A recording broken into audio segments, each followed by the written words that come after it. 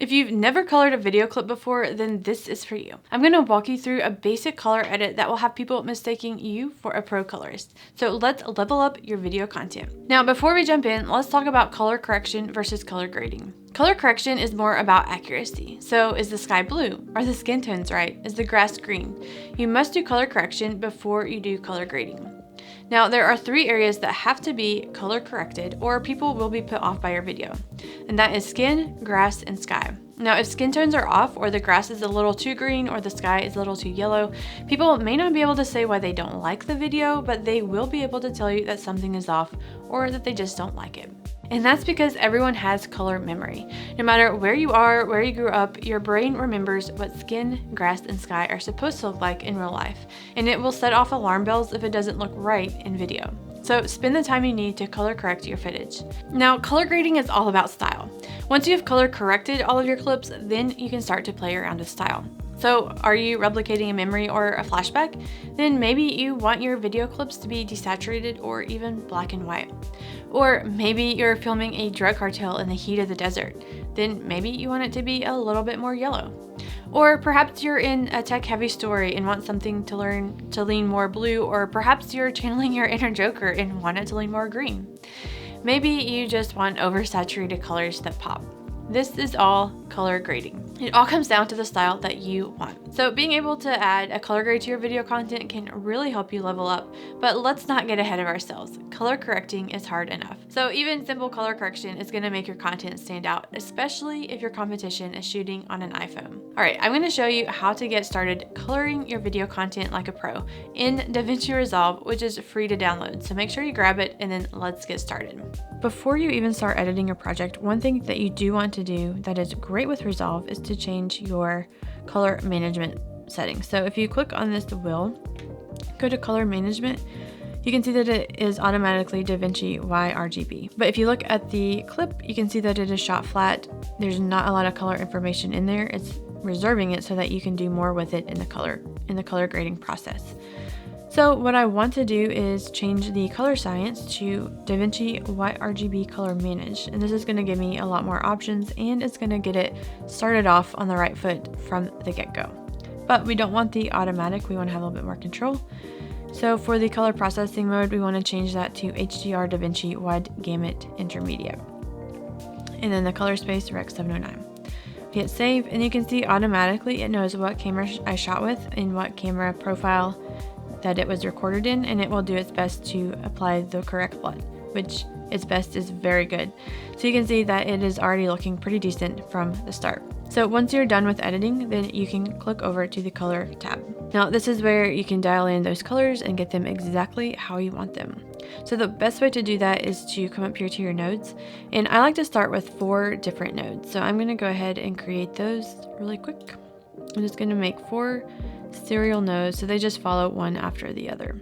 And then I'm going to rename them. So first I'll work on exposure, and then we have balance, then we have contrast, saturation. All right, so now that I have these 4, I'm going to make sure I'm selecting exposure so that I'm changing the exposure on the exposure node. So I'm going to come down here and change my scopes to the waveform. Now this shows the quantity of light, and if you notice, my face is falling around the 384, so I actually want to brighten it up. Ideally your face will fall somewhere between the 512, 640 mark. So I'm just gonna brighten up just the whole image just to get a little bit brighter.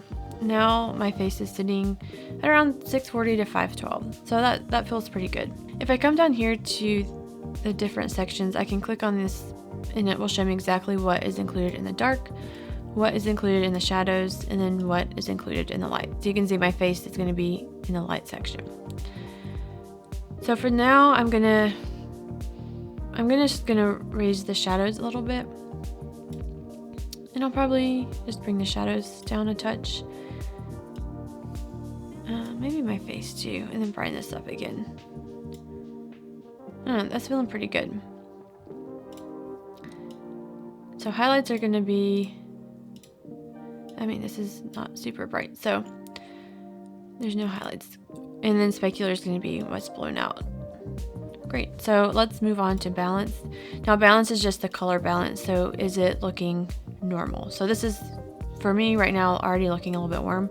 So I'm just gonna come over to the parade, and then you can see where the reds, greens, and blues fall. Ideally, these will be even. So I'm gonna come over to the primaries color wheels, and I'm just gonna work on the offset and try to balance these out a little bit more. So I'm gonna just look at the scopes to kind of visually line those up a little bit better. Might even be a touch more green. And this will just get me in the ballpark. So then I'll look at the image. Does it look off? Do I need to do anything different? It actually doesn't feel that bad. But it is now feeling a little bit darker. So I'm gonna go back to the exposure and just raise it a little bit.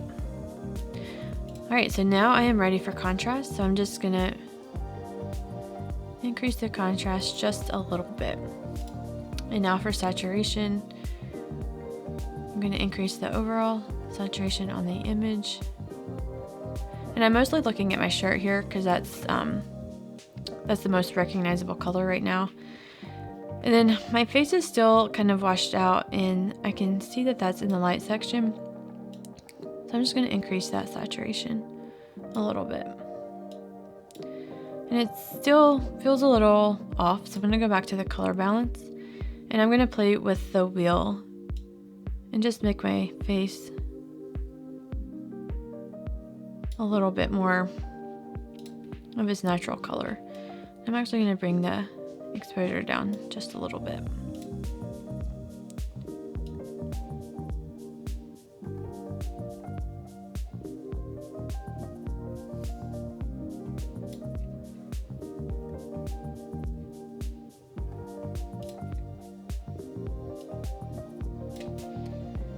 So I'm just bouncing between the balance and the saturation.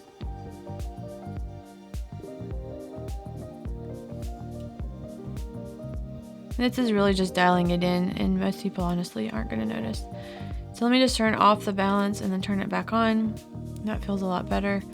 The contrast, and then saturation.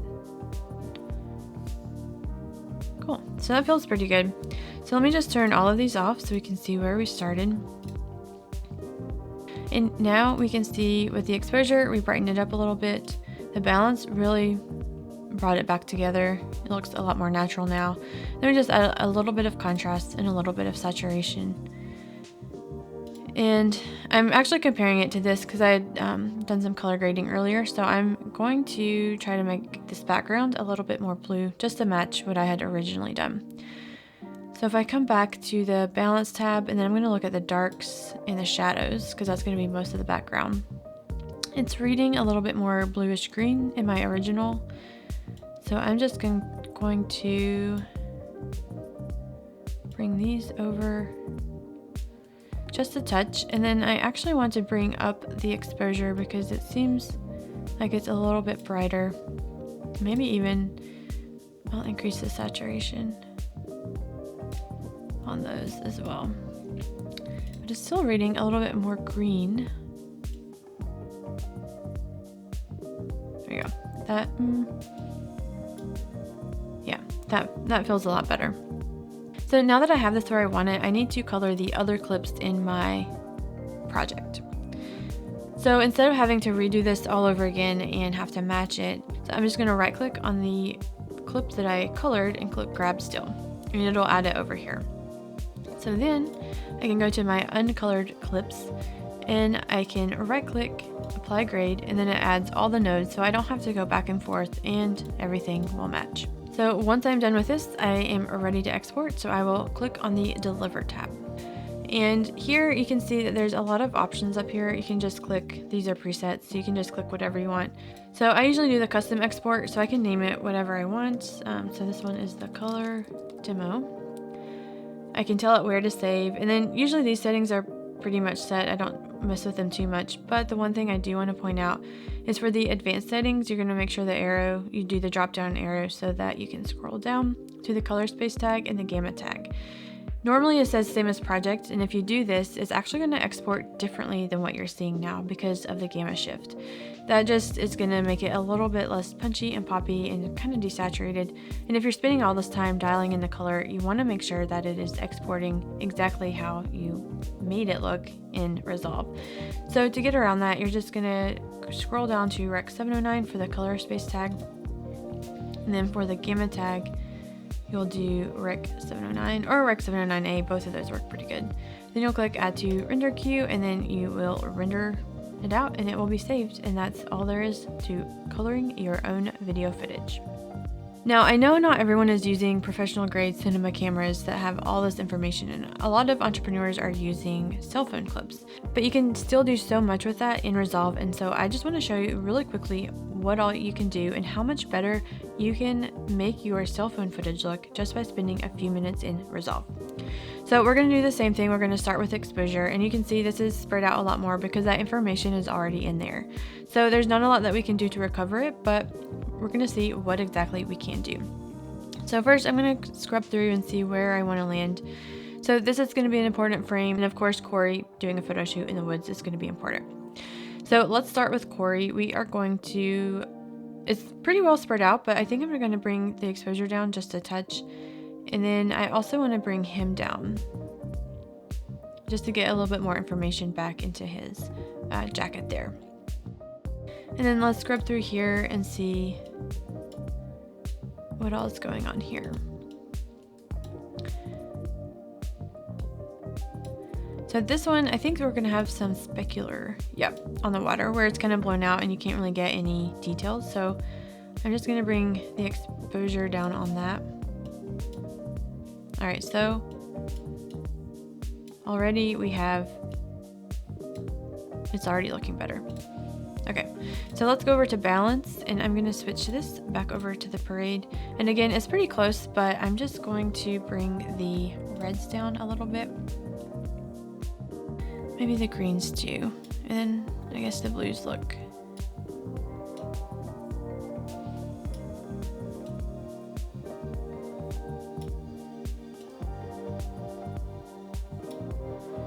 And then I'm just going to come over to the HDR, and it is looking a little bit magenta-y, so I'm just going to pull that out a little bit. And then the trees, I think, will be, so I'm going to make the lights a little bit more this direction.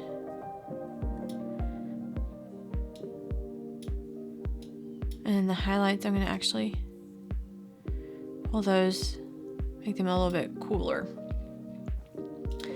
And then for the contrast, I'm actually going to do this quite a bit because I think that will, And then saturation, we'll go up quite a bit. And again, with the trees, I want the light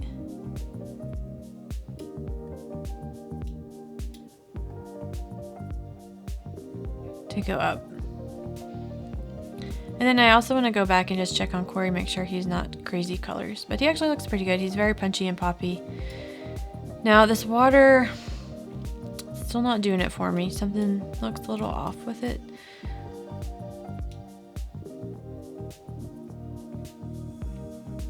So I think I'm going to bring the saturation down, and I'm actually going to play around with this color a little bit more because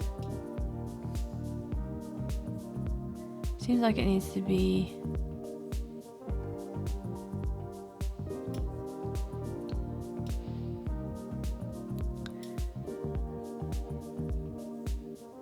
okay. That's feeling better. And then let me come back over to saturation. And I'm actually going to do color boost over here and just kind of give it all a general pop. And then maybe that water just doesn't look right.